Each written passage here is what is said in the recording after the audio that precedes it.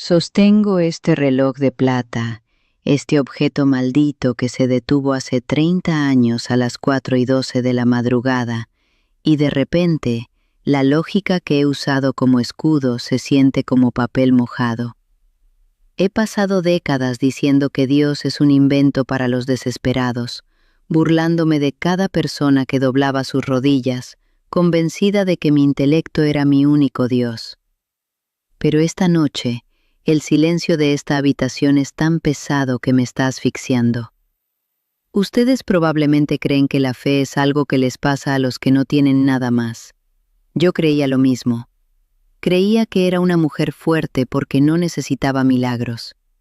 Pero hoy tengo que decirles la verdad que me costó una vida entera aceptar.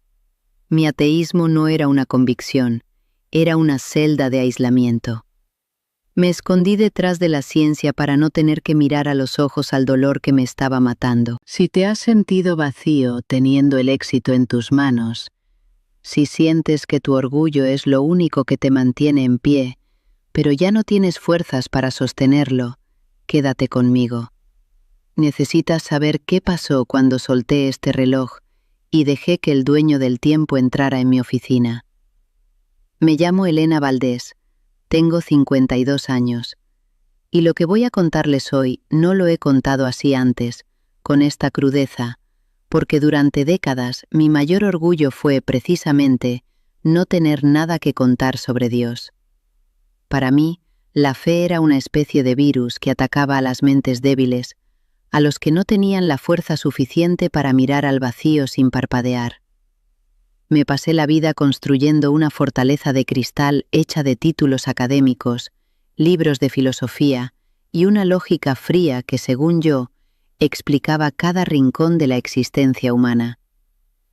Crecí creyendo que el control era la única forma de dignidad. Si podías medirlo, si podías pesarlo, si podías explicarlo mediante un proceso sociológico, entonces era real. Todo lo demás era consuelo barato. Pero esa fortaleza no se construyó solo con libros. Se construyó con un silencio que se volvió piedra en mi pecho hace 30 años. En mi escritorio, justo al lado de mis plumas estilográficas y mis tesis publicadas, siempre hubo un cajón cerrado con llave. Dentro de ese cajón, envuelto en un paño de seda que ya empezaba a desintegrarse, guardaba un viejo reloj de pulsera. Un reloj de plata, elegante, pero con el cristal rayado. Sus manecillas están clavadas en una hora exacta, las 4:12 de la madrugada. Fue el momento en que mi mundo se rompió por primera vez cuando era joven, el momento en que perdí lo que más amaba y decidí, con una rabia que me quemaba la garganta, que si Dios existía, era un sádico, y que si no existía, yo sería mi propia salvadora. Ese reloj detenido se convirtió en mi altar secreto. Cada vez que sentía una grieta en mi seguridad, abría ese cajón, tocaba el metal frío y me recordaba a mí misma. ¿Ves, Elena? El tiempo se detiene y nadie viene a dar cuerda a la esperanza. Ese era mi combustible. Me convertí en una experta en analizar el comportamiento humano como si fuera un experimento de laboratorio. Miraba a las personas que entraban en las iglesias con una mezcla de lástima y desprecio. Pensaba que eran niños asustados buscando un padre en las nubes porque no eran capaces de aceptar que estamos solos en un universo indiferente. Mi vida era perfecta en el papel. Tenía el respeto de mis colegas, una casa que olía a madera cara y café recién molido, y un silencio que yo llamaba paz, pero que en realidad era la ausencia de vida. Me gustaba el sonido de mis propios pasos en los pasillos de la universidad, firmes, decididos, sin rastro de duda.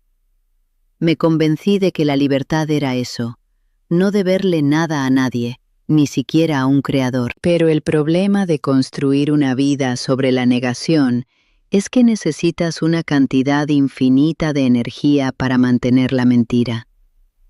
El vacío no es algo que simplemente ignoras, es algo que tienes que alimentar todos los días para que no te devore. Y yo lo alimentaba con más trabajo, con más cinismo, con más distancia emocional de mis propios hijos, de mi esposo, de cualquiera que intentara recordarme que el corazón humano no está hecho de lógica, sino de algo mucho más peligroso y hermoso. A veces, por las noches, me quedaba mirando el techo de mi habitación. El silencio del apartamento era tan pesado que podía oír los latidos de mi propio corazón. Y en esos momentos, una pregunta pequeña, casi imperceptible, cruzaba mi mente. ¿Y si toda esta arquitectura de pensamientos que has levantado es solo una tumba muy elegante? Rápidamente encendía la luz, abría un libro denso y enterraba la pregunta bajo 1000 páginas de teoría. Me decía que era solo cansancio, que el vacío era un concepto existencialista, no una realidad espiritual. Me sentía invencible porque no esperaba nada de nadie.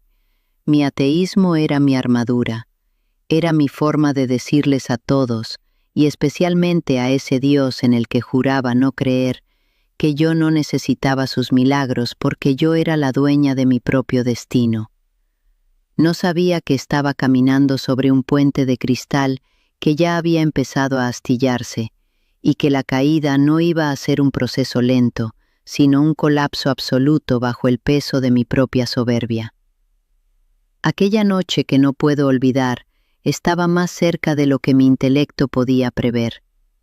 Si algo de lo que he compartido hoy ha golpeado esa puerta que tienes cerrada bajo 7 llaves, no te vayas sin decir nada.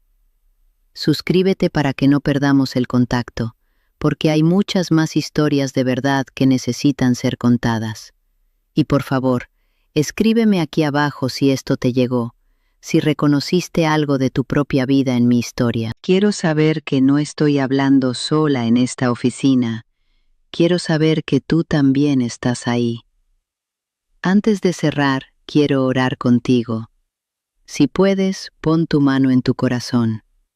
Señor, tú conoces a quien está del otro lado de esta pantalla. Conoces ese reloj detenido en su vida, ese dolor que ha intentado tapar con lógica o con orgullo. Hoy te pido que rompas esa armadura. Jesús, entra ahora mismo en esa habitación, en ese vacío.